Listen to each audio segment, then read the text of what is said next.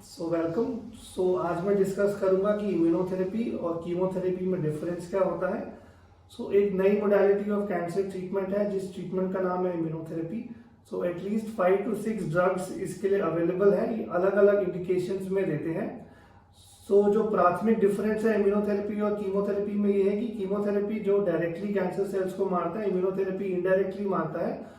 वो हमारे immune cells को, टी सेल्स को एक्टिवेट कर देता है, फिर वो कैंसर सेल से लड़ने में सक्षम होते हैं। दोनों के इफेक्ट और साइड इफेक्ट प्रोफाइल डिफरेंट होता है। आज की डेट में काफी सारी बीमारी में इम्यूनोथेरेपी का भी रोल है, बट ये हमको जानना जरूरी है कि कौन सी बीमारी में कब ये दवाई अप्रूव्ड है, कब फायदा करती है। हर बीमारी में हर स्टेज पे नहीं हम देते हैं। जिन बीमारियों में इस दवाई से काफी फायदा है वो है लंग कैंसर, वो है किडनी कैंसर, वो है melanoma, head and neck cancers.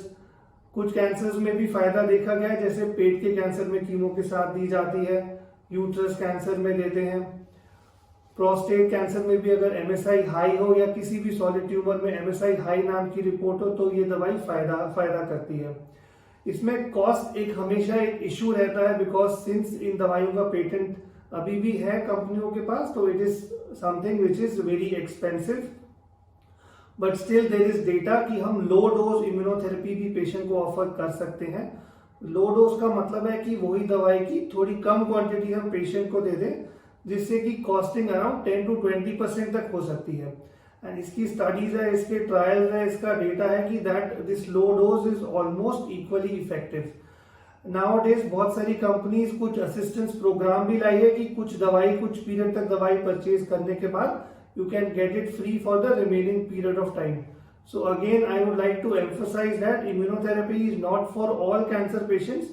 So it depends on the indication, depends on the stage. और ये कीमो के साथ भी दे सकते हैं, कीमो के बिना भी दे सकते हैं, कीमो के बाद भी दे सकते हैं। सब चीज पेशेंट टू पेशेंट वैरी करती है।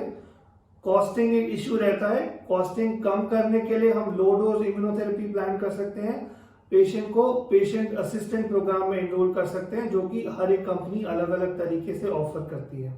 Thank you.